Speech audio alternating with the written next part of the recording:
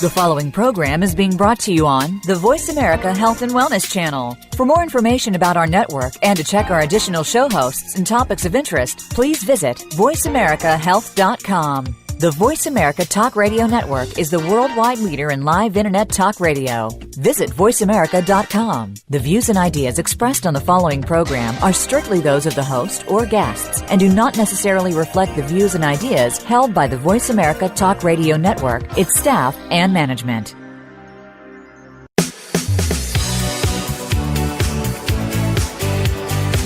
Welcome to Falling Through the Cracks. Feel alive and thrive with Dr. Rebecca Risk.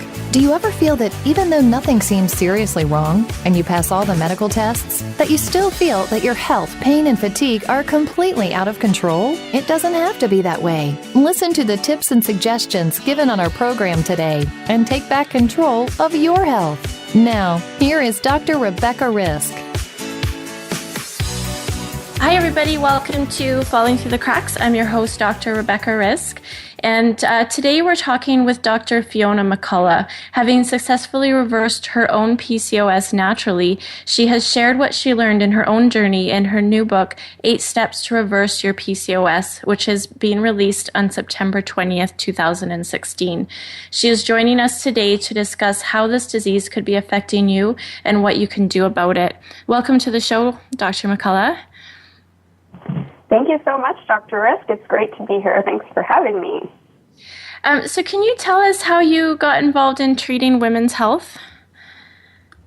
Sure. So I actually became a naturopath after, going through university. I was always interested in medicine, and I did become quite interested in nutrition and natural medicine during my university degree. So I decided to go into naturopathic medical school. And when I was there, I actually explored a lot of different areas of naturopathic medicine, ranging from nutrition to botanical medicine. So I was interested in a lot of areas. I always had my own hormonal problems, though. So as I got through the program, I started to sort of realize, that the cystic acne I had been dealing with for my entire life and irregular cycles were probably related to my hormones, despite the fact that I hadn't really been made very aware of that before. I sort of wasn't very knowledgeable about that before I actually went through the medical program. And so I had a lot of my own hormone tests run, and, this big light bulb went, on over my head, and finally, I actually understood a lot of what had been going on with my own health and my own really irregular cycles and different health issues. So at that point, I became interested in hormones, and I always found them to be really challenging to understand, so I enjoyed the challenge of that. And I started working with a lot of women who were going through infertility, so I got, quite interested in many of the different aspects of women's health relating to infertility. And one of the main conditions that causes infertility is PCOS.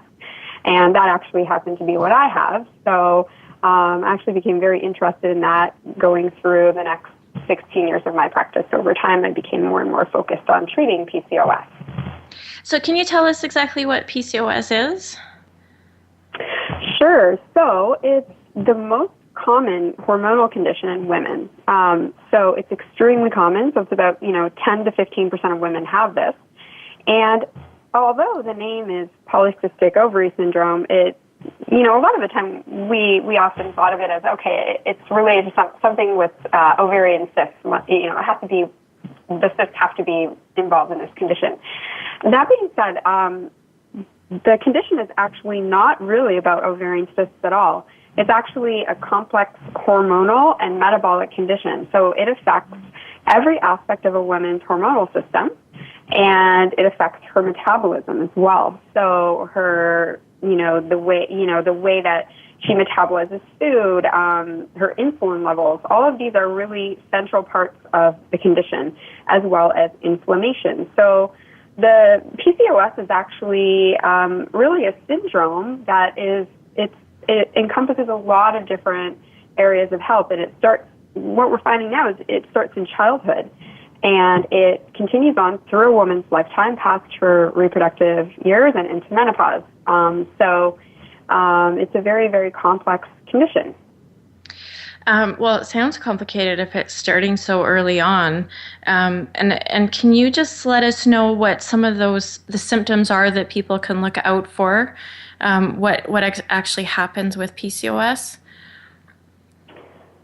Sure. Yeah. So the symptoms that most women would experience, there's quite a few actually really common symptoms, but probably the one that most women notice first would be irregular cycles.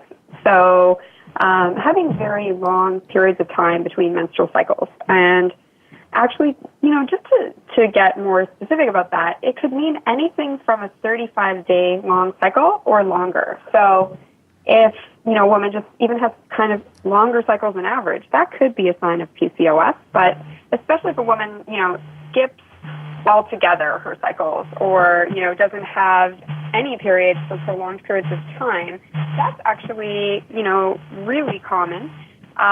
So especially in younger women, so that's definitely something that you'll see. That's one of them. The other signs that are very common and that are characteristic are excess androgen.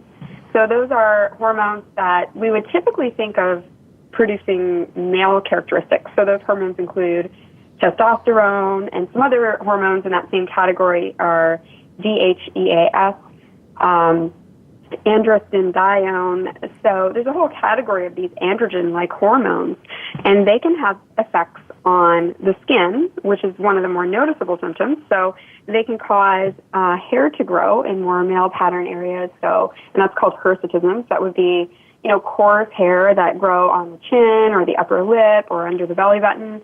And one of the other things that they cause, which was what happened to me, was cystic acne. And that acne tends to be usually on the jawline, on the chest, or on the back. And it tends to be hormonal in nature, so it tends to fluctuate with the cycle. And the other thing about it is it's really hard to treat, and it tends to persist into adulthood. So this kind of acne, not just your typical teenage acne, but this kind of more persistent acne can be a sign of excess androgens. And then the other thing that a lot of women notice, unfortunately, again, despite the hair growing in, all the wrong places, the hair also falls out where you would like it to grow. So hair loss from the head and the scalp. So the front part of the scalp, often there's some hair loss there. Usually the very front hairline is there, but then right behind there you'll see a lot of thinning, and you can even see your scalp coming through. And that's called androgenetic alopecia. So that's related to too many androgens affecting the growth of the hair on the head. So those are some of the more common symptoms. And then the other thing that most women with PCOS have, though not all, is that they have trouble losing weight. It's really hard to lose weight when you have PCOS. The weight is all gained around the stomach area due to the insulin resistance that's quite inherent in the condition. And so this, about 75% of women with PCOS tend to be carrying extra weight or heavier, but you really see this weight is carried in the stomach area, and it's just so hard to lose. So they'll try all types of diets, they'll exercise and do all sorts of things that other people are doing, and other people lose weight and they're still struggling. So those are some of the more noticeable signs, but I could go on all day about all the different signs because there's a lot. Well, most of those sound like things that women don't want to have happen to them. Yeah, the weight gain and the hair in the wrong places and not in the right places. It actually sounds like most women's worst nightmare, to be honest. Yeah, it's not a pleasant thing, like having gone through it myself, and you don't know what's wrong. And if, a lot of the time women are undiagnosed, like 50% of them, they don't know what's going on, right? So they just have these issues and they're going through life and it's just very stressful, but it's not identified as PCOS. So if 50% of women are going undiagnosed, how is this diagnosed? Is there a complication of why it's going so undiagnosed? Yeah, so I think a lot of it actually has to do with awareness. So a lot of, what has been taught to the medical community about PCOS is that, there has to be these cysts, or we think of it as having this central aspect of ovarian cysts, and it's just not necessary to have ovarian cysts to have PCOS. So ovarian cysts are just eggs that, in PCOS specifically, they're eggs that haven't fully ovulated, and they kind of accumulate in the ovary. So they're not really your typical type of cyst. So a lot of doctors, they'll ultrasound and they'll be like, oh, you don't have cysts, or you don't have high testosterone in your blood, or you don't have high glucose, which is another thing that often they think of is that their glucose levels should be high, almost like a diabetic. And so then it's kind of ruled out, even though these other signs are there. But really, it's just not as much awareness of the condition. And despite how common PCOS is, it only receives about 0.1% of funding, research funding from NIH. So it's affecting lots of women.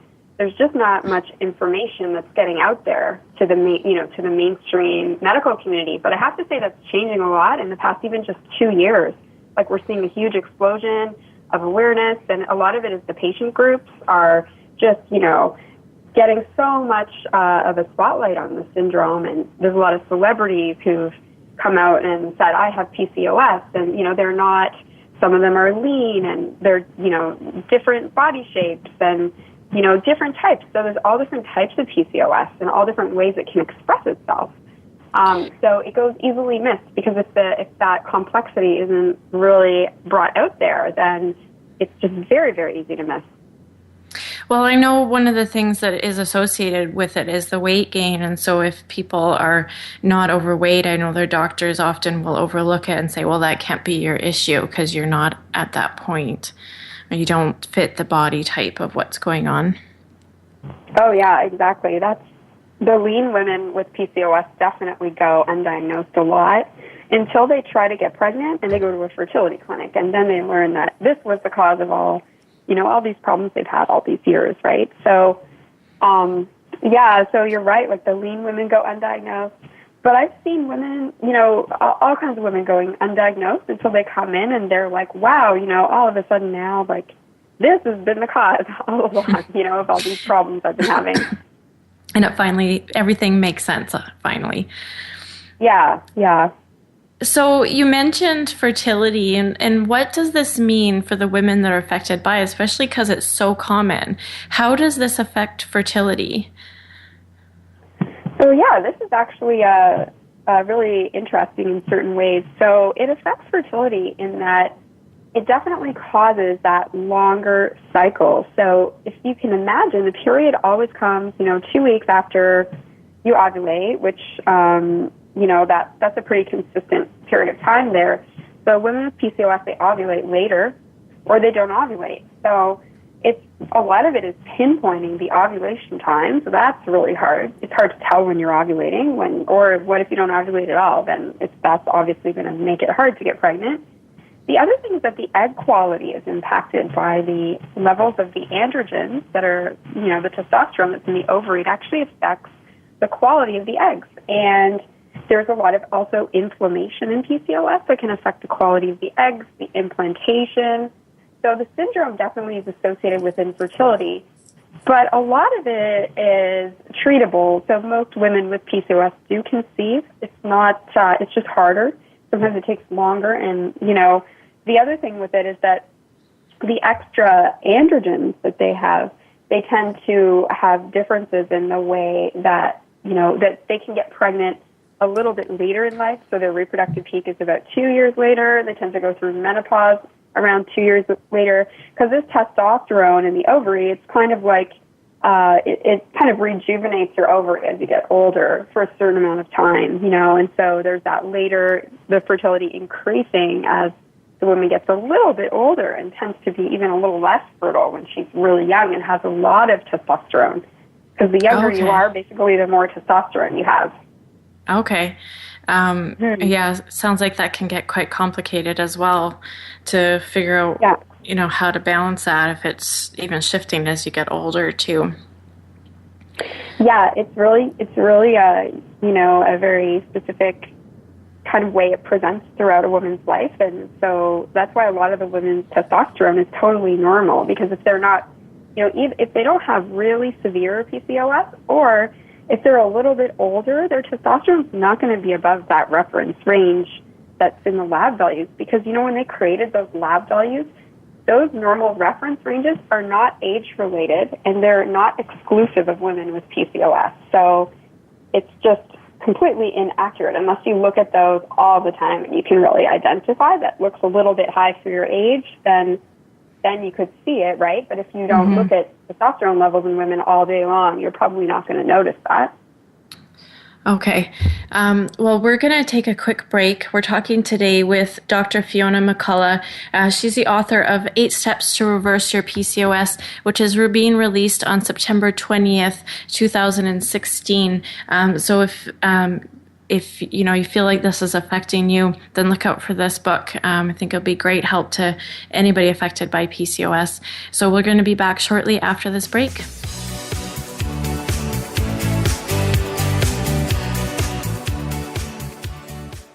Become our friend on Facebook. Post your thoughts about our shows and network on our timeline. Visit facebook.com/Voice America.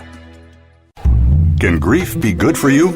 Absolutely. It gets your attention, helping you evaluate your choices and relationships. Your losses define who you are. Tune in each week for Good Grief with host Cheryl Jones. Our show features those who have made incredible transformations by grieving their losses. You'll learn how to find your courage and strength. You'll discover the important things in your life and how to let go of things that are less important.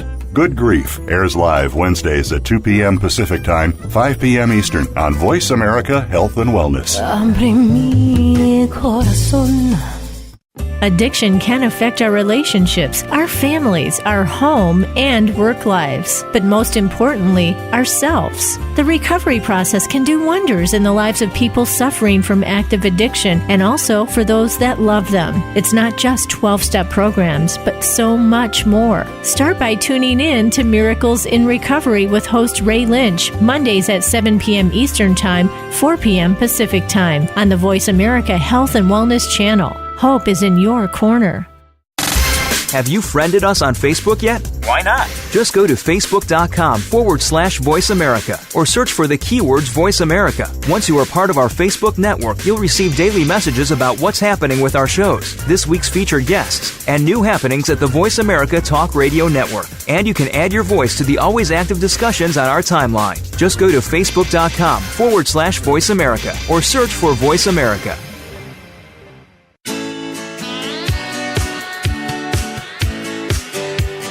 You are listening to Falling Through the Cracks with your host, Dr. Rebecca Risk. To reach the program today, please call in to 1-866-472-5792. Again, that's 1-866-472-5792. You may also send an email directly to Dr. Risk. The email address is anantacalgary@gmail.com. Now, back to Falling Through the Cracks.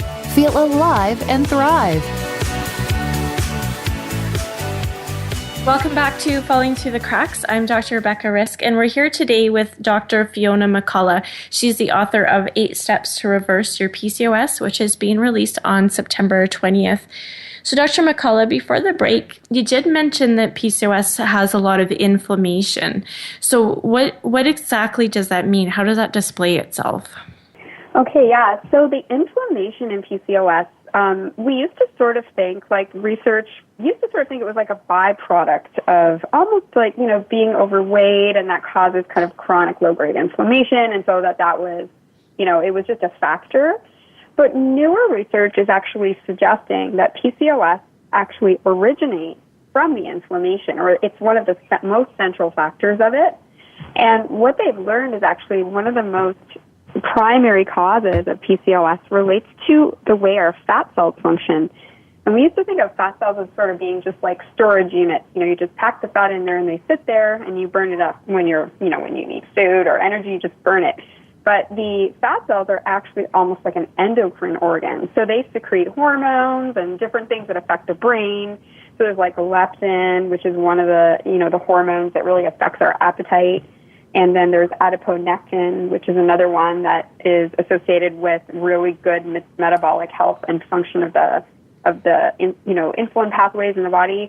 So these hormones in PCOS seem to be really the central problem, in that the fat cells don't have a different function. And so the fat cells in PCOS, what they found is that no matter what your weight is, if you compare a woman with PCOS to another woman without PCOS of the exact same weight, that the woman with PCOS's fat cells actually get bigger and they leak fatty acids out more. And these fatty acids cause the inflammation. So the inflammation is just kind of there. And that inflammation is what causes the insulin resistance and a lot of the other problems in PCOS. So the inflammation can present, definitely as in the bloodstream, you'll see kind of that like chronic low-grade inflammation. There's some markers, like one is called HSCRP, where you'll see actually the marker of inflammation in the blood. And that gets worse the more weight you gain, because then you have more fat cells that are secreting these inflammatory chemicals. But the other way that it presents is because that inflammation is there all the time, and it's just, chronically there, like inflammation has a purpose.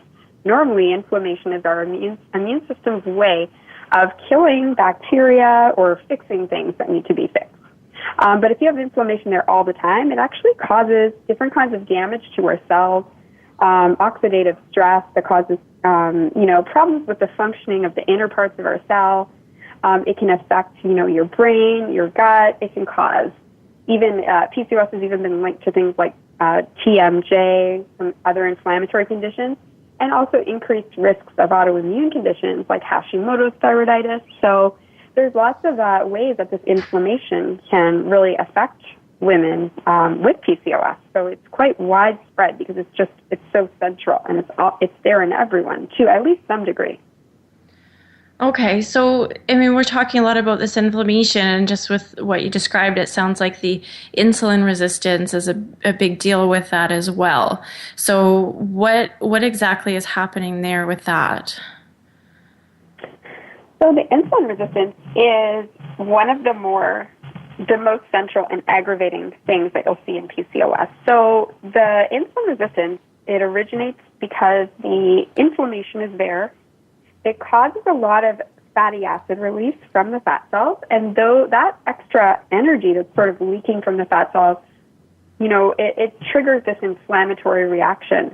And then the cells around this respond by becoming more resistant to taking more energy in, which insulin's main role, or one of its main roles, is to take energy into the cell from the blood. So to take sugar from the blood and put it into the cell. Its second role is actually to stop energy from being burned out of fat cells. So all of this inflammation just perpetuates this insulin resistance. And the more the cells are resistant to insulin, the more basically what happens is that your pancreas has to make more insulin in order to deal with the sugar that's in the blood. And then you end up actually with a condition of high insulin in the bloodstream a lot of the time, actually. Particularly after eating, the insulin goes much higher than it would in a person who doesn't have PCOS. And the more weight you are carrying, the more, more that is an exaggerated response. And the insulin stays higher in between the meals for longer, and it's higher at night too. So that insulin resistance is really what makes it really hard to lose weight. Just thinking about insulin's role is to stop you from burning fat. If you've got high insulin all the time, it's just super hard to burn fat. And so it's just this big blocker that it's a very easy pathway to get stuck in when you have PCOS. So most people, when they gain weight, significant weight, they do become insulin resistant for the exact same reason, actually. But it's just much easier to get stuck in that pathway when you have PCOS. So when you're looking at dealing with the insulin and the inflammation, how do you go about treating that? So, yeah, there's numerous ways to treat it. The very first and most important way is through diet. So insulin is really secreted in response to eating. So it's the number one way that you can profoundly impact your insulin levels. And what we know now is that as much as we've known about the glycemic index of foods, which is how much your blood sugar raises after you eat, there's another index that the same researchers from the University of Sydney actually have been looking at, and a lot more information has come to light on this index in the past couple of years, and it's called the insulin index of food. So it includes a lot more different types of food because the glycemic index includes only carbohydrates. The insulin index includes all different kinds of food. So by controlling the amount of insulin that you release, by choosing, certain foods in a specific way, you can actually reduce that insulin resistance. So my book has, many more details on how to do this, but that's just kind of a simplified version of looking at it. And then the other thing that really helps a lot is exercise. So especially, particularly building lean muscle, because lean muscle makes your whole body more sensitive to insulin. And there's lots and lots of data on that. So we know that that's a really great way that women can really impact their level of insulin resistance. And the inflammation and insulin resistance kind of go hand in hand. So they're really very much related to each other, almost like yin and yang. So if you can really, focus on one thing that you can control very much, which is the insulin, then you're going to impact the inflammation. There are also different supplements that you can use to mitigate the impacts of the inflammation on the cells. So there's different kinds of antioxidants that have, there's some good data on using them for PCOS. And in particular, the reason they're working is that they're quenching some of that oxidative stress that's caused by the inflammation, that chronic inflammation that's always there. So it just makes the whole body function better because of that. Okay, so when we're looking at this whole big picture and, the inflammation being a big deal, but then, the hormones get out of play, especially the androgen, how would you look at getting those imbalances? Is it the same with the diet, or is there something else that you have to do? Yeah, so the diet definitely will impact that because the insulin stimulates the androgen release from the ovaries. So if a woman with PCOS's ovaries are exposed to insulin, they're one of the only tissues in the body, and also the pituitary, that remain very sensitive to insulin, and they just make so much testosterone when they're exposed to insulin. So it's definitely one of the causes of the androgen release. So that's one aspect of how you can impact it. So it is kind of like a vicious cycle. The other thing is that there's some other types of PCOS that relate more to the adrenal glands, and the androgens are coming primarily from the adrenal glands rather than the ovary. And in those women, although they do also tend to be insulin resistant, at least to some degree, or potentially insulin resistant, they might have another factor that's really playing a strong role, and that's the stimulation of the pituitary adrenal axis. So basically when they experience stress, especially this excessive stress, they actually make not only cortisol, the stress hormone, but they make a lot of DHEA, which is this androgen hormone that turns into testosterone. So for some women, this is a very important way to impact their responses. So you sort of have to look at each case and kind of break down and this is why my book has the different factors, the 8 different factors. Because each woman has a bit of a different kind of picture as to what is, really, aggravating her, and how to break that cycle and get the hormonal regulation back in order. So you mentioned the adrenals and the cortisol level, and we've talked about adrenals on the show before, but obviously it might also be a little bit different when related with PCOS. So can you just explain that a little bit more and how that plays with all the other hormone imbalances? Oh, sure, absolutely. So yeah, this I find is really, really interesting because with respect to the adrenals, I think probably what we've all, learned is that, they make cortisol, they make some other hormones that relate to flight or fight. So they basically make the stress hormones. And, of course, we need these hormones to survive. And if we have too much of them or too little, then we can start to experience negative health effects from that. So the normal pattern of secretion of cortisol is that it's very high in the morning when we wake up, and it's part of what wakes us up in the morning. And then the cortisol should just taper off throughout the rest of the day and become very, very low at night. And then, we go to sleep, and the cortisol being low keeps us asleep, basically. So with PCOS, the adrenal glands, and this happens actually, they believe, as women are developing as fetuses in their mother's womb, the adrenal glands have a change in them where they make too much androgen. And the same stimulus that makes us make cortisol, which is ACTH, so that comes from the brain, and that causes, in most women, for them just to make cortisol, which that's the normal thing that's the normal thing to happen. It also causes women to make something called DHEA. DHEA is really, in most women, it's a good thing. We want it to be high. We don't want to have low DHEA because it's associated with increased aging and all sorts of things that we, it's very good for our health in general. But in women with PCOS, they make a lot more DHEA when they're stimulated with the same amount of that hormone from the brain. So they end up, if they have any kind of a stressor, not only do they pump out cortisol, but they also pump out androgens. So, and this is just a certain category of women with PCOS. So, many of them do not have this at all, but there's a certain category that do have it as the predominant, or at least as the partial cause of the androgen excess.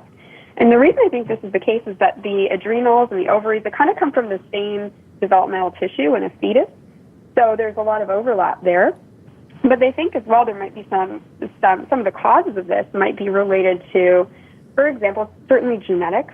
So some families have this, where they tend to have adrenal androgen excess. I've actually seen this in some families I work with, and even in the men, who have very, very high DHEA, and they have, a lot of the symptoms of PCOS, except you would never know unless you would run all these blood tests, because, having too many androgens in a male would not be noticed at all.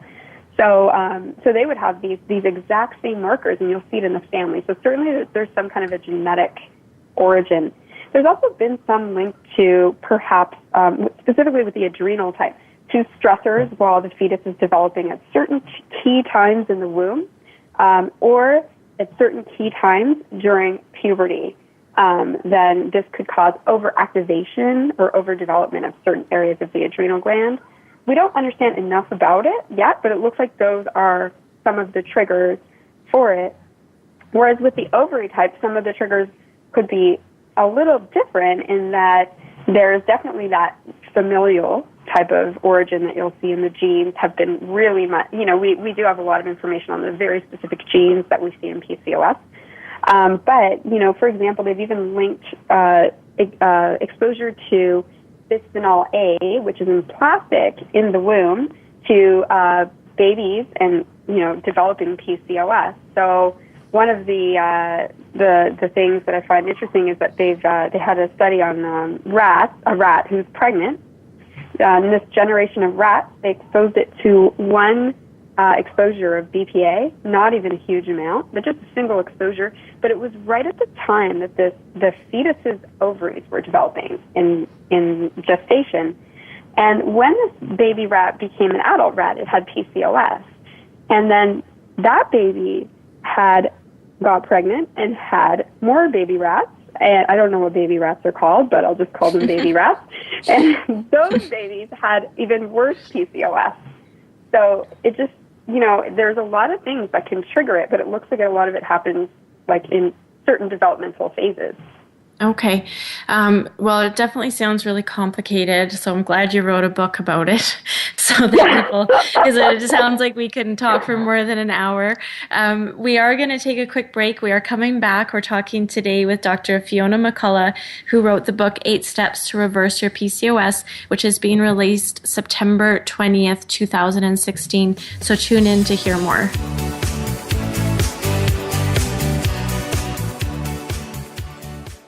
Become our friend on Facebook. Post your thoughts about our shows and network on our timeline. Visit facebook.com/Voice America. We are surrounded by crises: domestic violence, mental health issues, rape, suicide. Often, we feel alone if we are dealing with these issues ourselves, or we feel powerless to help others who are dealing with them. You don't have to feel alone. Listen for The Journey, Stories of Crisis and Hope, with Jessica Pirro.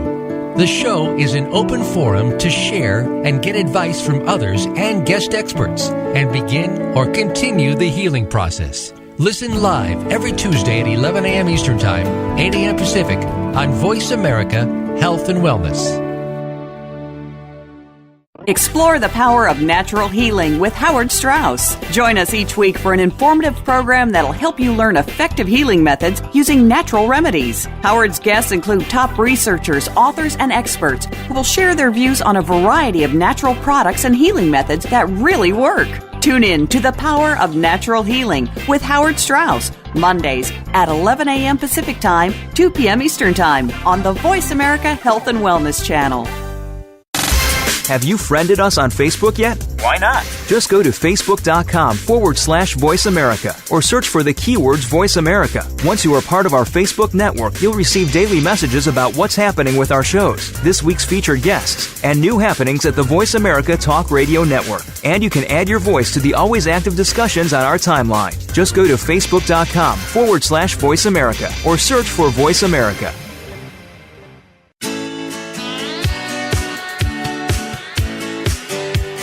You are listening to Falling Through the Cracks with your host, Dr. Rebecca Risk. To reach the program today, please call in to 1-866-472-5792. Again, that's 1-866-472-5792. You may also send an email directly to Dr. Risk. The email address is anantacalgary@gmail.com. Now, back to Falling Through the Cracks. Feel alive and thrive. Hi, welcome back to Falling Through the Cracks. I'm your host, Dr. Rebecca Risk, and we're talking today with Dr. Fiona McCulloch, who's the author of 8 Steps to Reverse Your PCOS. So, Dr. McCulloch, before the break, of course, we talked about all the hormone imbalances, and I know that the thyroid can play a huge role in PCOS, and you did mention earlier that there can be some autoimmunity, so the Hashimoto's can come as well. Can you just talk about what that means? Oh, sure. Yeah. So Hashimoto's is, definitely the number one cause of hypothyroidism in North America. And so it's basically, I think probably a lot of the listeners already know this. It's when the immune system starts attacking the thyroid, and over time the person becomes slowly more and more hypothyroid. So it is, just an autoimmune process. So because of the inflammation in PCOS, it's thought that this is why there's an increased incidence, in Hashimoto's, because, there is definitely, it's quite marked, the increase. And, you'll definitely see it in a lot of patients. The other issue with this is that and this is why I have it in my book as really, a whole section, because a lot of the time it goes missed. And the problem with it is that it's almost like having another aggravating factor that causes the exact same problems to the metabolism that PCOS can. So it makes your metabolism slower. So that's absolutely the worst thing that we would need to happen, because this is already a problem. We're already having problems with burning fat. We already have insulin resistance, and hypothyroidism causes insulin resistance, and it causes, the metabolism to be slower, and it causes people to gain weight. So it certainly makes everything so much worse if this is coexisting. So it's not a part of PCOS, but it's extremely common, and it makes it a lot worse. Yeah, sounds like it. When you're already having all those problems, and then you add the thyroid onto it, that just makes, accelerates everything. Oh, yeah. So you mentioned earlier that as women get older, this does change, but it goes on into menopause. So what does that look like as women get older, and what changes? Okay, yeah. So before, it always was thought that, PCOS, once you have menopause, that's it, it's done, and you don't have to worry about it anymore, because, this is just, it's a hormone problem. You don't have any more periods, so you're not going to miss any more periods. And you're not trying to get pregnant, so you're good, and we can just move on. But that's not actually the case. So PCOS is really a lifelong condition, and a lot of it is the metabolic and inflammatory aspects. So that's the central part, and those are the disruptors of the female hormones. So just because you don't have those female hormones to see anymore, then, it doesn't mean the condition is gone. And in fact, all the data shows that it's still there, and there's an increased risk of type 2 diabetes. There's an increased risk of cardiovascular disease, blood clots, and then these inflammatory conditions as well, right? So it's really something that, does continue on. And so women with PCOS do have to take a lot more care and still, continue working on their metabolic health.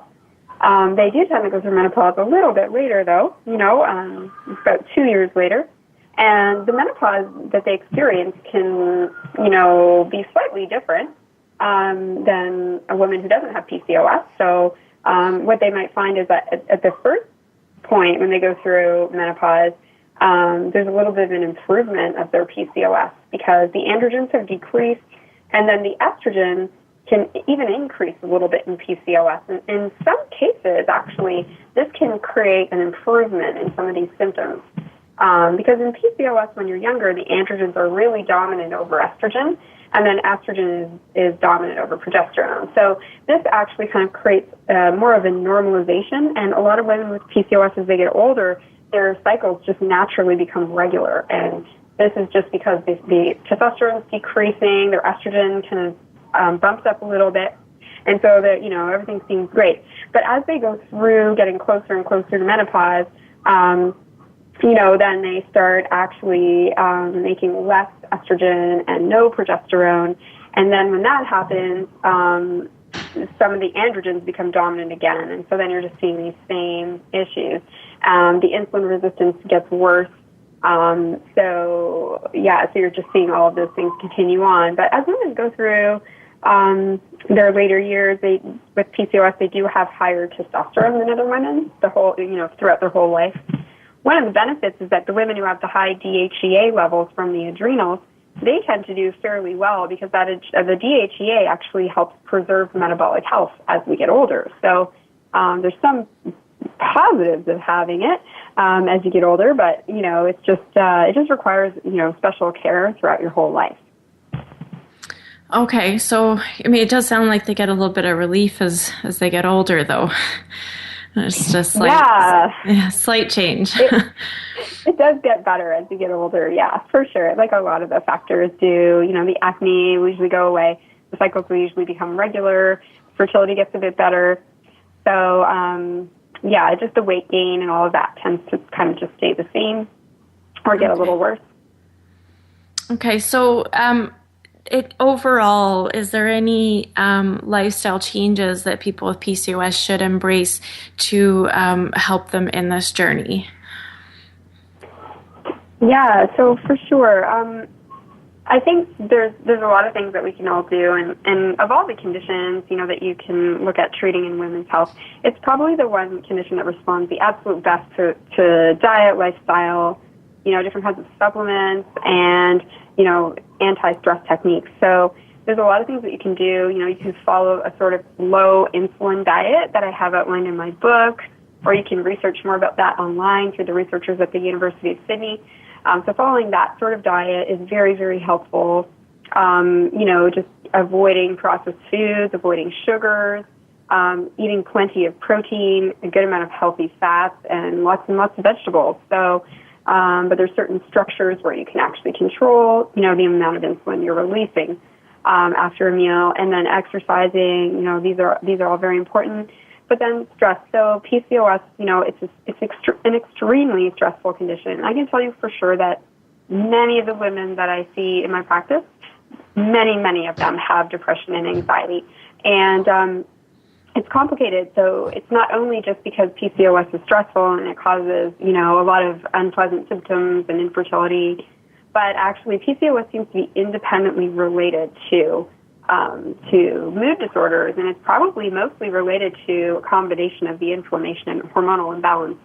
So as both of these have been, linked quite strongly to mood disorders.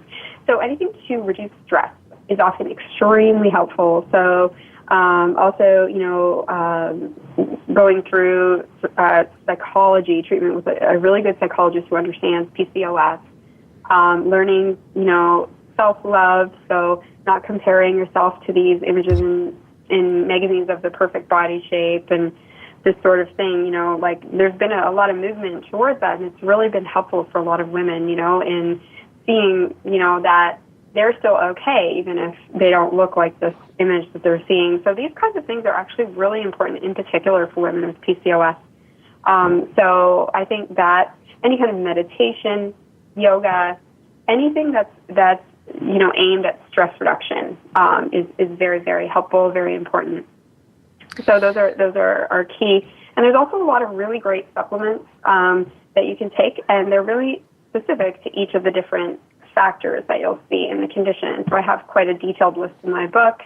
There's also, checklists where you can sort of figure out which factors you have, and then, try to identify what would be the best ways to support your unique presentation. So there's supplements and herbal medicines as well that are all quite helpful, and that I use, with a good amount of success. So it's really kind of a whole woman, mind, body treatment that we look at. And those kinds of things make a huge, huge difference. Okay, so if somebody is just getting started to look at all of this, what should be the first thing that they do?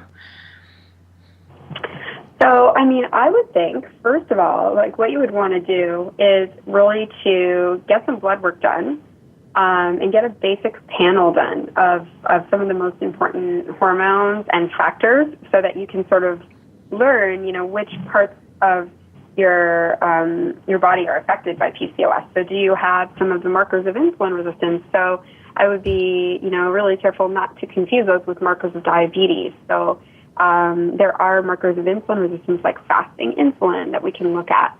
And those are not really tested very often. So, and then testing the markers of inflammation like HSCRP, and then testing the adrenals like DHEAS. So there's different tests that you can look at getting done to understand, what aspects are related to the condition. So that's sort of if you have a practitioner to work with who can help you with doing those tests, that's a great way to start, because then you're going to be treating, or working on the areas that you really need. So it's not a cookie cutter approach, and that's why a lot of these methods that are used in traditional medicine, in conventional medicine to treat PCOS often don't work for a lot of women because they're not addressing that woman's unique problems. So the birth control pill or metformin, those don't work. In many cases, the birth control pill will just sort of cover it up. And metformin only works to a certain degree in women who are quite insulin resistant. So just understanding more about how it presents in your body. And then, even if you don't have any information or anything else to go from, you don't have any kind of blood work, just following some of the dietary changes, reducing sugar, exercising, avoiding any kind of processed foods, eating plenty of protein with every meal, and increasing your amount of vegetables that you're eating. Those things alone can do wonders, even if you have, no resources to get lab tests, or you don't have a practitioner to work with. Okay, so you said that there's more awareness of PCOS now, but do you find that people sometimes will have problems finding somebody that can help them with this? I do, actually. Yeah, I do. And I think I think it is a problem. I think a lot of the time women are told, well, you should just lose weight and your PCOS will get better, which is extremely frustrating because it's really hard to lose weight, and they're not given any tools, to lose weight. So that's really what they're told a lot of the time. And then the other thing that's done, and this is, I think, a big problem, is that women are put on the birth control pill from the time that they're very, very young. So they never really get the opportunity to even really work on their PCOS. It's completely masked, or they don't even know. They just kind of have irregular cycles as a teen. They're on the pill, and they stay on the pill for 15 years. So they never really know that they have it. But finding someone to work with who really specializes in that is a little bit, it seems to be quite challenging, because this is kind of more the conventional medicine approach. But a lot of the doctors now, some of the more advanced researcher doctors in PCOS, even in conventional medicine, are taking a much, a different approach, where they're becoming more individual in their way of looking at women. They're getting more involved in recommending specific sorts of nutritional changes or nutrients to add, or, looking at customizing even the medical approaches to each woman. So I think things are changing, but I would just encourage women to do a lot of research on who they're working with, and just to make sure that they do have experience with PCOS very specifically. Okay. So is there any way that somebody can get a hold of you or find your book if they are thinking this might be affecting them? Sure, absolutely. So you can check out my website, which is drfionamd.com. And if you want to sign up for my list, I have a free ebook on the most common hormone tests and deciphered. So it gives you all the information on what these tests mean, so you can read your own blood work and understand it. So I have that. So, and then you can keep in touch with me through that newsletter. So we send out informative newsletters. I have a Facebook page, so it's Facebook/Dr. Fiona MD. So I'm always posting on there. And then my clinic is called White Lotus Integrative Medicine, and it's whitelotusclinic.ca, so you can feel free to reach out to us there. We have a team of naturopaths, and we all specialize in PCOS, so feel free to reach out to us if you need any specific personalized help.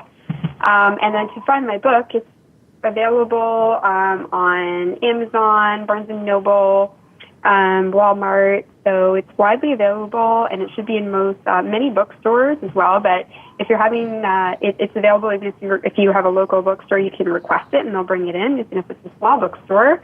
But a lot of the bigger bookstores will have it there. So yeah, check it out, okay. And hopefully you'll be able to find it. Okay, great. Well, this was a great show. Thanks so much for joining me today. Oh, thank you so much for having me. It's been great to be here. Okay, thank you. So we were talking today with Dr. Fiona McCulloch, who's the author of 8 Steps to Reverse Your PCOS. And next week we're going to be speaking with Zoltan Rona about vitamin D for upcoming fall and winter. It's a great topic, so tune in to learn more. And thanks so much for joining us today. Make today a great day.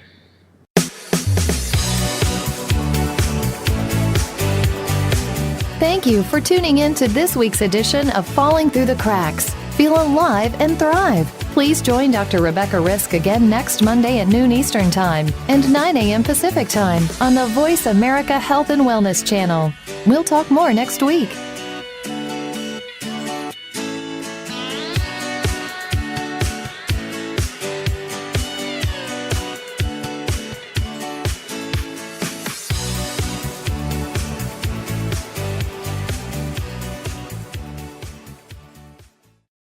Thanks again for listening to the preceding program, brought to you on the Voice America Health and Wellness channel. For more information about our network and to check out additional show hosts and topics of interest, please visit voiceamericahealth.com. The Voice America Talk Radio Network is the worldwide leader in live Internet talk radio. Visit voiceamerica.com. The views and ideas expressed on the preceding program are strictly those of the host or guests and do not necessarily reflect the views